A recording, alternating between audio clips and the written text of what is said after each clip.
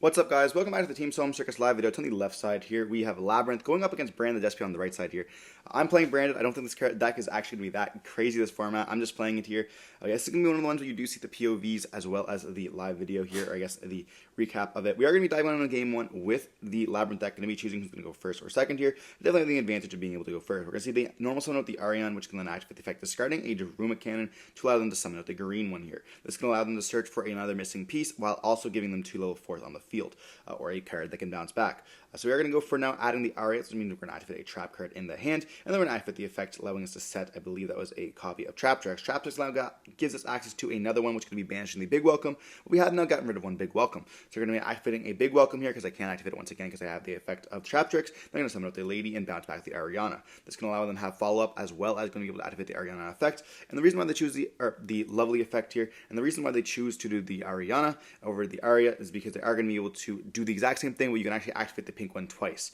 So then we're going to be seeing the Ariana summon itself back out. For the next time, we're also going to pop the card in our hand, which is going to be a copy of Call by the Grave. The Lovely is going to be activating the effect, allowing them to set another copy of the Daruma Cannon that we ended up discarding earlier.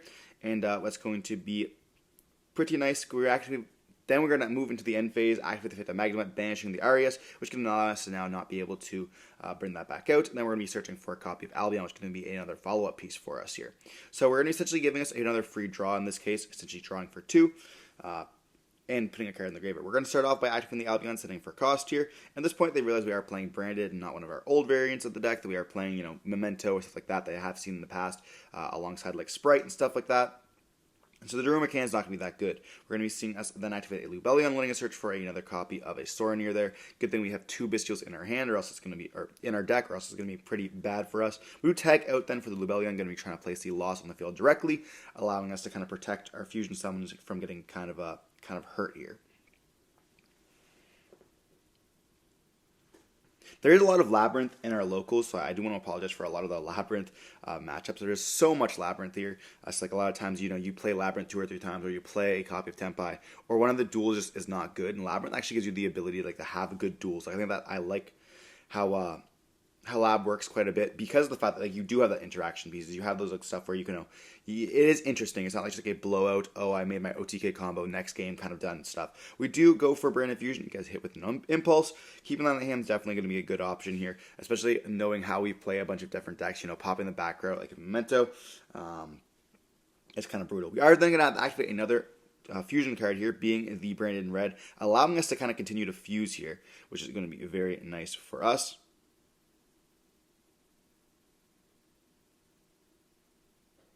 We're going to use the Albaz alongside the Lubellion, allowing us to go for the Albion here. Albion can then activate the effects. I'm not even sure how. Oh yeah, we sent the Albaz off of the Albion there. Okay. Then we get to search off the Lost as well, searching for a Mercurius. So now we have a monster negate on the field, and then we also get to banish the cards for the Albaz. Anyway, searching for Albaz here, because we have to banish from our hand. But that's going to be 2 Albazes that we end up getting rid of here in one kind of combo. So we're going to have to go for Lubellion at some point, putting back potentially even both Albazes, allowing us to go for potentially even just a Boreal Furious. We go for a Mirror Jade here, which can banish that Lovely on summon very powerfully enough by sending the Titanic out to the graveyard, which can allow us to send summon out Quem during the end phase here. But banishing the Lovely off the Mirror Jade is going to be quite nice for us, because of the fact that now they have to struggle to get their Lovely back on the field. Lady is going to be an amazing card, of course, being able to set traps from the deck, but it is honestly kind of just crazy. Now, looking back, they potentially could have just on Book of Moon, not Book of Moon, I was seeing all the cards being flipped face down, so that's why I said Book of Moon. But looking back here, I suppose that they could have, they knew that was coming most likely with the Branded Red. They should have chained the Big Welcome, bounce back the Lovely to protect themselves. But we're going to see the Daruma Cannon going to be banishing everything face down, or putting everything face down here. We do have the Sorenir, which can activate banishing one of our cards, being the Magnemite there. So I'm going to say, just so we can beat over one of the bodies. We want to make sure to get rid of the cards that can kind of continuously get so many drawing cards, and both these cards do that. So exactly, we had to get rid of at least one of them. The Sorenir is not going to be that much of a difference here. We do go for Quem, which then dumps the Albaz, and this is a very risky move. This is going to be our last Albaz in our deck, which is now going to be in our graveyard. So all 3 Albazes are going to be there. We do see the Ariana being normal summon, and then we activate the effect of Forbidden Droplets in the Sorenir, negating the Ariana, and Then we activate the effect of Soren here, dumping, I believe, Retribution from the deck, which can allow us to add back a branded in red. So here they have 2 level 4s on the field, and they're doing quite good, honestly. You know, there is a card called Baguska that is in their extra deck. It's going to be pretty hard for us to beat, but they're going to flip it up, and then they're going to make a Baguska here, and that's going to be quite problematic for us altogether. You know, we just got rid of Forbidden Droplets, which is like one of our outs to the Baguska. But they just pass turn on this, you know, walling up. We do flip out the Mirror Jade, and it goes up in defense position. And what's really cool about Mirror Jade, you can actually activate the effect still under Baguska, just negates the effect, which means you can actually activate it in the next turn. So we can start getting like some of the resource gaining that we need. But we're just going to go set 1 pass turn. There's no need to set a bunch of setting a bunch of stuff off the Mirror Jade for no reason. We want to be able to like use them when it happens. And so they normal summon with the Ariana, activate the effect, attempting to bounce it back to the hand, but it still gets negated off the Baguska here because the wording Baguska. So here I mentioned that like that is not how it works, but I also give them the option, you know, to take back that big welcome. They did that simply because that's how they thought it was worded. Yeah, Baguska's a really weird word. It's like even if it was in defense while they were negated, it doesn't activate. So like it just on the normal summon it turns to defense before you get to activate another card, and then the effect activates. You chain Big Welcome, and like it still gets negated because it was in defense position while it was changed. So we give them the option to take it back because I like good testing, and to me, having them like forced to make a bad move that they wouldn't have made because they didn't understand how that interaction was going to work is not a good play. So that's why we let them take it back here. I definitely recommend you guys doing that. It is a locals level event, so it's not like it's going to be the YCS top cut. If it was YCS top cut and you misplayed, that's on you. But in this case here, I want to win correctly, and I feel like that's going to be cheating, you know, making them use 2 of their cards, including one of the big welcomes. It's going to be absolutely crazy when you banish the second one. Well, the first one's already banished, of course. Leaving just 1 in deck definitely punishes them quite a bit, so it was no big deal letting them take that back there. We do go for a fusion deployment, revealing Granganol, summoning out the Cartesia here. At this point, we're just walling up using cards to summon out so that when the Baguska does kind of die off, we get to kind of go play really ham. You know, the moment that Baguska turns itself to attack position or its effects wears off, we can chain Cartesia using itself alongside the Aluber, going up for Granganol. Then we're going to be activating the effect of the Quem, bringing back the Albaz, activating the effect of discard. There's so many different stuff we can do here, so that is kind of important for us to kind of manage. But Baguska's last turn is going to be now here. It's going to be destroying itself during the standby phase. If it does not, it can change to attack position here. But they are thinking on this. The Baguska actually hurts themselves quite a bit as well. You know, they were in a bad position, you know, where we were winning. So the Baguska definitely is saving them turns, but it does not look like the draw is going to be that good here. I believe they did tell us in the POV videos, or I guess the live ones, that they did have 3 Ariana in the hand, and that's definitely going to be unfortunate, but we are going to be seeing them kind of just set another card and just pass. They do activate a Welcome Labrynth here, and also have the Labrynth field spell. This is going to allow them to pop the set rollback that they end up drawing, which is going to be a horrible card. They're going to bounce or summon the Love Lady, destroying the rollback. But now they're going to be at, like, do they want to risk halving their life points here when we have so much damage on board, and their Baguska is not going to do too much for them? Especially because there's not that much they can kind of do. So they're going to go Big Welcome to tell them to bounce back the Mirror Jade. We are going to opt this activate Mirror Jade effect, sending the Albion to the graveyard, just so that we can get a send. We can just start digging our deck. You know, we want to at least have one of those activations there.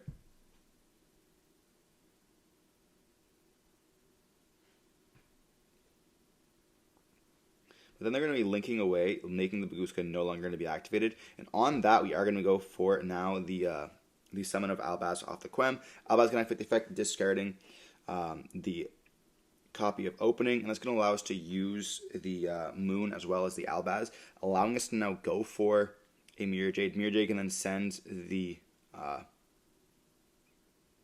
send anything to banish that lady here.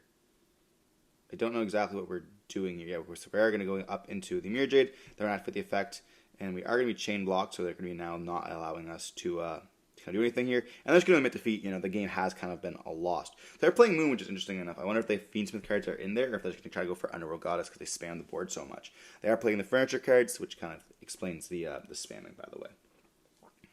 So we see Branded end up taking game 1 there. I mean, not going into Baguska turn 0 normally means that you're not winning that game versus Branded anyways when they start having a setup. Like, we can just last that long, and like they can't kind of out our board, as well as like their draws weren't that good. Like, if they were drawing a bunch of cards, like maybe even like extravagant stuff like that, letting them dig their deck, we could have potentially seen a bit of a better game 1. But drawing in like rollback and stuff like that, and the lab is not going to be enough. What you need, what you need to do. So it's kind of unfortunate there in that case. We're going to be diving on into game 2, where we're going to be seeing Labrnyth be able to choose to go first once again. Definitely having the advantage here against Branded. We are playing the 50 card build as well. If you guys have not seen the deck profile, it is up on the channel.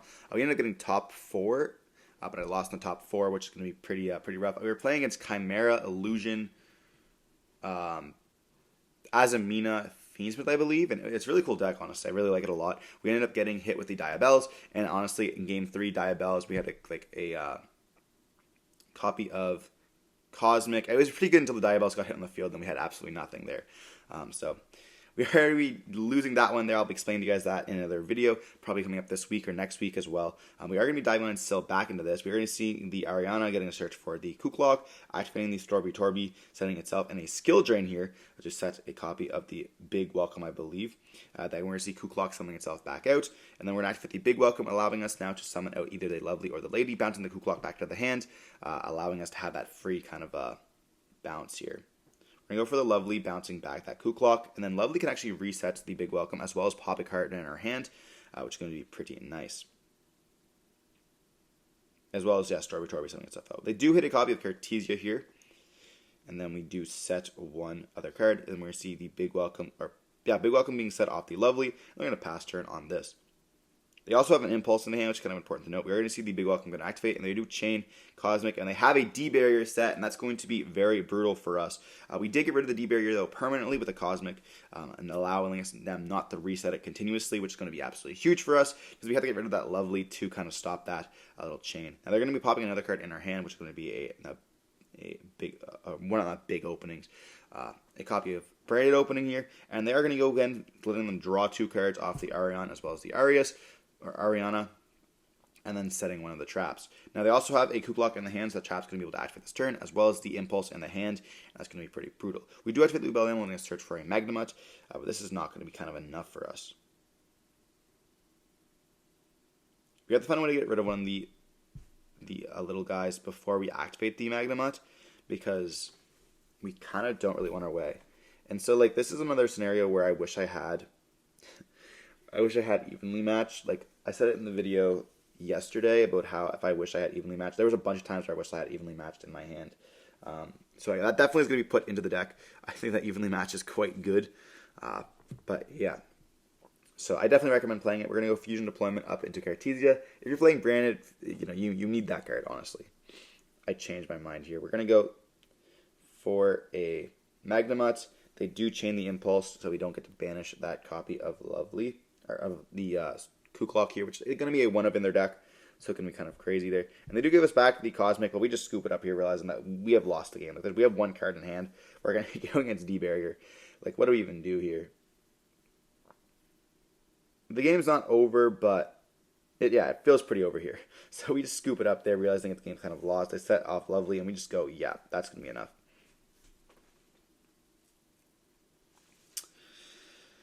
Yeah, so we see Labrnyth taking game 2. I really hate D-Barrier. Honestly, if D-Barrier didn't exist, there is a chance where we actually win that game. Now, obviously, they would have another different trap set, but looking back, we could have chained Cartesia to the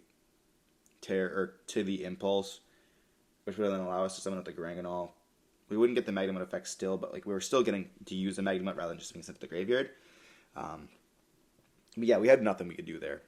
And like they're going to be able to start snowballing so much. I don't know what the last card in my hand was, but if you guys watch the POVs, you are going to be able to see what card it is. And I do talk. Like anytime in those moments you see me pausing in these videos, it's because I'm talking and saying stuff. And there's even times where I'm looking at like, I should have done this. And I say it directly. Now my opponent can't exactly see the cards that I'm pointing to in my extra deck, but there are times where I also mention what I should have done, or maybe my opponent should have done, or what I thought they were going to do to kind of like make me decide why I made that play. So definitely a whole different kind of atmosphere when you are watching those videos. If you guys have not checked them out, I definitely recommend you to if you're interested into like a local scene. It's truly the local experience. We are going to be seeing that Albion going to activate. We're going first here in game 3, setting a copy of Albaz, and then we're going to activate a High Spirits in chain of this. This is going to allow us to now dump a Titaniclad from our graveyard, or from that to our graveyard here. And because we're sending the Albion from the hand to the graveyard to search off the Branded and High Spirits, we are not going to get the draw. Very important to note that when you are activating this effect, people do ask that all the time. We're going to be seeing Dana here ask that right now. And because it is going to be, it doesn't matter where it started, as long as it is in return from that area, it won't get that draw. So we don't get the draw, we put it to the bottom of the deck, but now we do have an Albaz in the graveyard to allow us to summon out the Cartesia here. We're then going to normal summon out the Quem, activating the effect, and I don't know why I sent a copy of Titaniclad if we already have Quem in the hand, but who knows. We're going to be seeing the Retribution being sent to the graveyard here, and Retribution actually is a crazy card against Labrnyth as well, so potentially we could have even set that if we would have sent maybe a copy of Albion instead, but we are going to go for the Cartesia. They're going to chain the Impulse. We're going to then set 2 cards and pass turn. We're going to activate the Titaniclad, allowing us to add a copy of Albaz to the hand. That can allow us to fuse with the Cartesia, but still not going to be that great. We're going to normal summon an Ariana once again here, and this is going to be met with a Cartesia chain, using the Albaz as well as itself to go up into, I'm assuming, a copy of the Albion, or, yeah. So we could have potentially not done that there. We also could have kept one of the cards in the hand so that we could kind of discard off Albaz when we summon it back out with the Quem, but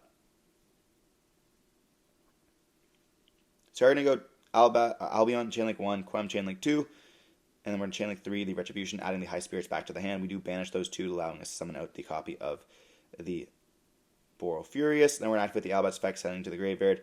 We don't have another card for Lubellion here, so we can't activate that. And then we're looking in our extra deck, and here we realize, shit, we fucked up. We should have had another discard here. So one of those cards should have been in our hand, which is kind of unfortunate, but we're going to go for Lubellion, which cannot activate the effect, and that's definitely going to be a fumble.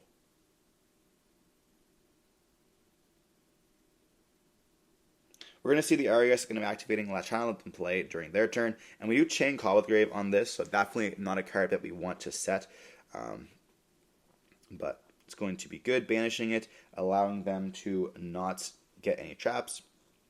And then we're going to be setting 4 cards in the backer here. We are going to go target for the Boral, destroying it, and we do destroy a Trap Trick. So we go Cosmic, so yeah, definitely kind of worth not setting those, or not, it's kind of worth not having the Lubellion effect here. Boral Furious is going to be a crazy card as well, because we're going to be starting adding a bunch of whole different stuff to the graveyard, as well as Boral Furious can be able to start popping the stuff. So at this point, we could have just either kept the High Spirits in the hand, but we're going to be adding it back to the hand anyways here. So I guess it's not going to be a horrible line, it's just going to be not going to be the greatest. So here now we have the Lubellion, which can be popped off the Boral, topping another one of their cards there. And they do chain D-Barrier to this. And it does negate the effect completely, so it's going to be fine. We do turn those into attack position here.